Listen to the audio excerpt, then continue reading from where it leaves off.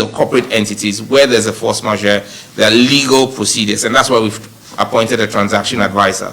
The transaction advisor will take us through the processes to a conclusion of the matter.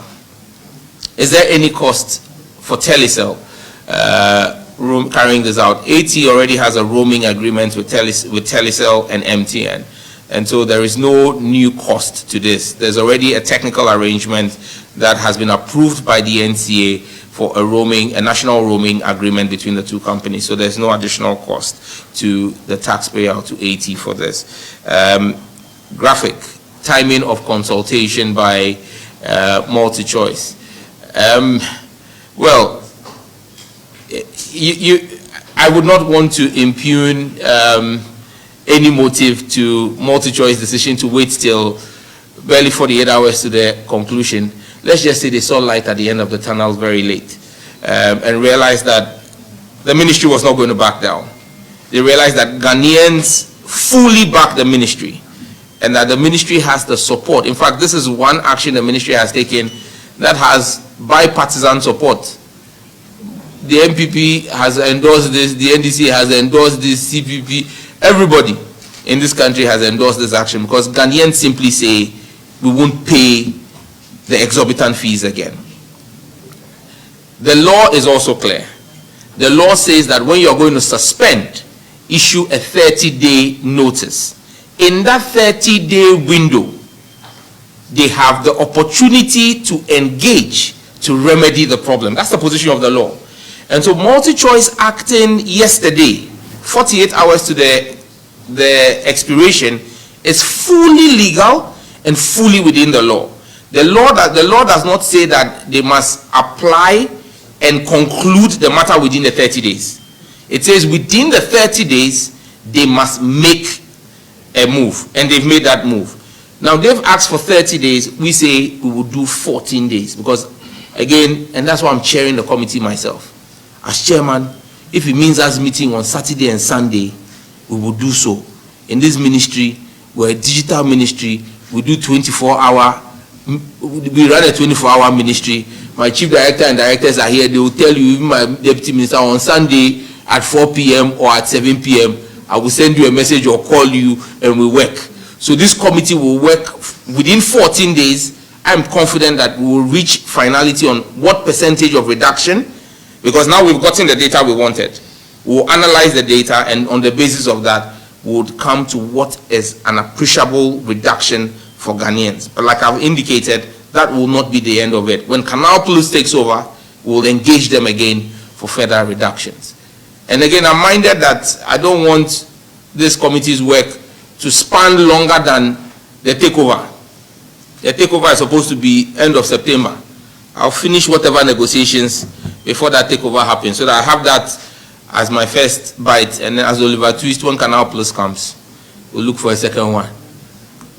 Yes. You are coming for a second one, round two. So, okay, you got it. Okay, you said it's a force majeure. So I want to understand the status of AT now. Has Telecel taken over? There is no clarity here, and I think everybody is clear in their mind. There is no confusion here. I have been very clear that there is a transaction advisor who is coming to take stock of where the two companies are. Why do you want to drink the soup ahead of the headline you want, you won't get. The headline from today's meeting: government has appointed KPMG as transaction advisor. Magana Yakare. There's nothing else to add. Yes, sir. Minister, you know, at the time you made the announcement for 50% reduction, multi-choice Ghana based the argument solely on the currency exchange or foreign exchange. At the time, it was around 10 cedis to $1. But now it's hovering between 11 and 4, which they say at the time that was not sustainable. Now, you are still maintaining that it will be 30%. Yes. Given the little fluctuation in the exchange rate, wouldn't it be fair, to reconsider if they are not able to meet the... In April this year, what was the exchange rate? In April this year, the exchange rate was 10. Multi-choice increased by 15%. So if they claim that a depreciation of the cedi is the basis for the increases that they were doing, in April this year, when the cedi was trading at 10, they increased by 15%. If the cedi is trading at 12, it will reduce by 30%. I'm working my own mathematics. So we will take our mathematics to the meeting and we'll see whose math is stronger. But bottom line, there will be a reduction. I don't know, a better so. Any other question? Yes, sir. What do you have to say to people who feel what you are doing is quote unquote a bit much? Because for two reasons actually. One, DSTV is a private enterprise, and then two, they also argue that it's not a necessity but a luxury. So if you feel it's too expensive, just don't pay. No way it's forcing you. I know there is something about Section 25 and the NCA that is advertised and government stepping. So would you like to? I don't know the people you talk to. Maybe you should check your circle of friends well. They're not patriots. They don't love this country. But my circle of friends, they love this country. And everyone who loves this country thinks that Sam George is doing something right relative to DSTV. And so I'm not doing too much. I'm doing the least that I can do as minister. My fidelity as minister is to the Ghanaian people. Service to the Ghanaian people. I serve at the pleasure of a president who cares deeply about the Ghanaian people. And so in this ministry, we will serve the best interest of the Ghanaian people.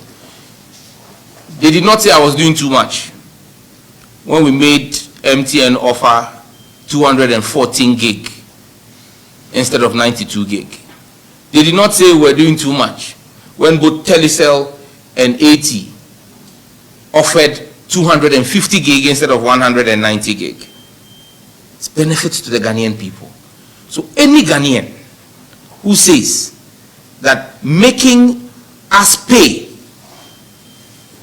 what our friends across Africa are also paying, because we are being fleeced and being made to pay more, and they say I'm doing too much, I want to see their passport again and see if they are truly Ghanaians.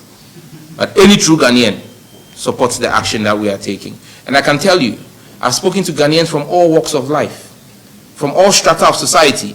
Many of them in the last 30 days have not renewed their DSTV after it expired, because they are all waiting to see the completion of this process. And I can assure them that by 21st of September, they will get a cheaper bouquet price.